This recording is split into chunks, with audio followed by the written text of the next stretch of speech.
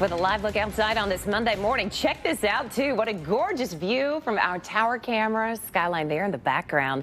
Beautiful sunshine to wake you up on this Monday. Thanks for joining us both on air and on our News 4 app. All right, we're checking in with Stefano. And it sounds like, I know we got changes coming, folks, but if you loved yesterday, it sounds like at least the first part of today is amazing. You'll love today. It won't be as humid either, which is certainly nice because if you're not a huge fan of the humidity, you want to get out and get some stuff done. This will be your day to do it this week because the next couple of days things are going to get much more unsettled. You take a step outside right now. Here's satellite and radar. We have the high clouds that are mixing in, but it's helping with that beautiful sunrise that we're already seeing this morning. Let me just take it out for a little bit of a bigger picture so I can show you what's going on to our west. There is a warm front that's moving through parts of Arkansas right now that will eventually work its way through the mid-state late today and going through our night tonight. That is going to be wave one of, let's call it, numerous waves of active weather as we go through the rest of this week. And as you're stepping outside this morning, 40s and 50s are not that bad. So if you don't want the light jacket, we might not necessarily need it. If you do want to grab it, if I were you, I wouldn't have it on for too long. Cookeville, we're at 49, Nashville 54, Murfreesboro 53, Hopkinsville right at 53 this morning. Here is your first alert forecast for today.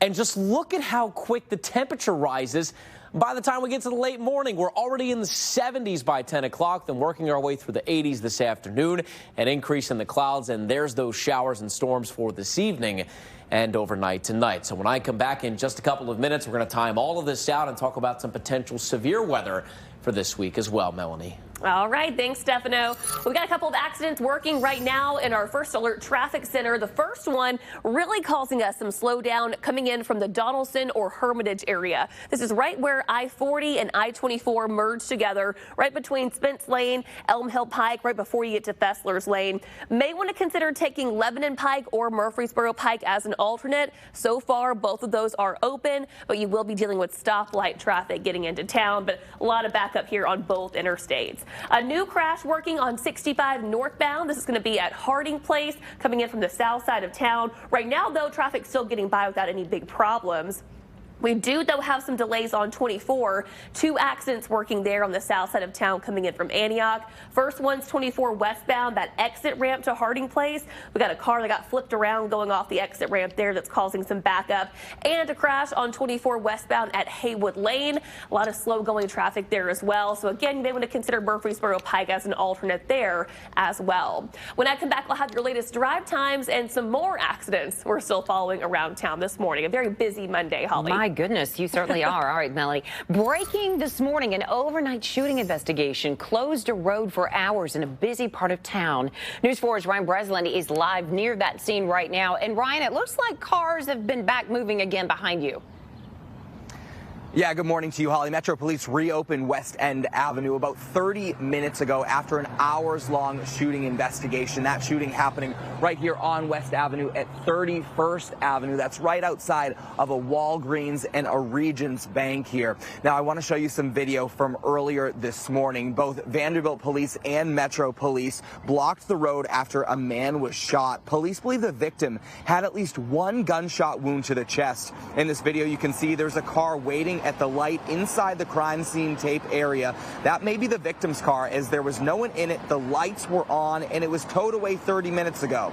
There was also two casings on the ground by the car. When we first got here, there were two other cars at the back of the taped off area, and they are cars of people that stopped to help the man that was shot. They pulled away shortly after being interviewed by police.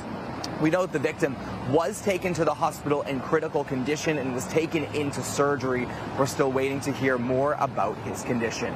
Holly? All right, I know you'll stay on top of this. We'll follow this closely. Ryan with the latest. Also, just into our newsroom, Governor Lee is now calling for an independent review after the execution of Tennessee's oldest death row inmate was abruptly called off.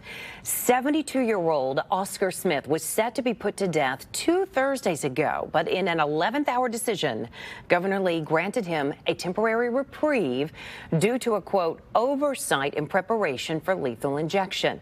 Now the governor wants a third party to launch a review. Governor Lee is expected to give an update on that postponement. We will bring you the very latest in our later shows. And a manhunt is underway. It is now expanding just a few hours to our south. This is for an escaped Alabama inmate accused of murder.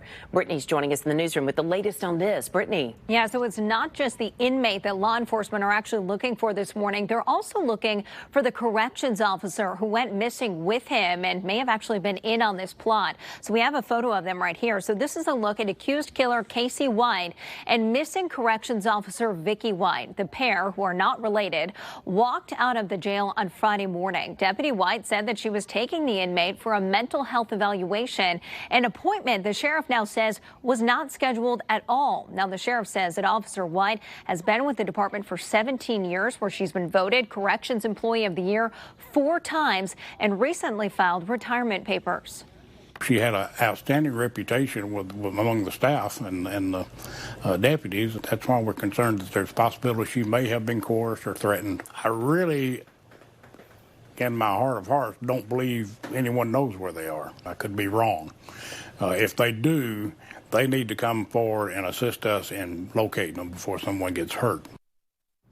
And there is a reward out there this morning. Investigators did find Officer White's patrol car parked at the shopping center. Law enforcement is now asking for any tips about what car the pair may be driving at this point in time. Still looking for any clues in this case, Holly. Yeah, ongoing story. We'll follow this very closely. All right, Brittany. Well, today marks 12 years since 2 days of downpours would come to be known as the 2010 flood. So many of you recall this day. Now, on May 1st and May 2nd, this was 2010, rain poured on Nashville, setting several records in the process. In all, 19 inches of rain sent water from the Cumberland River out of its banks. 11 people died in Nashville. Hundreds of homes were flooded out and left sitting in water. Well, the devastating event forced major changes to flood management and regulation in our city. For the second time in a little over a week, we also know a mid-state police officer is now involved in a bad crash. And coming up after the break, we're going to tell you where this happened and who was arrested after the fact. Plus, plans go ahead to induct the Judds into the Country Music Hall of Fame. That's despite Naomi's shocking death. Hear how her daughters honored her during this special ceremony.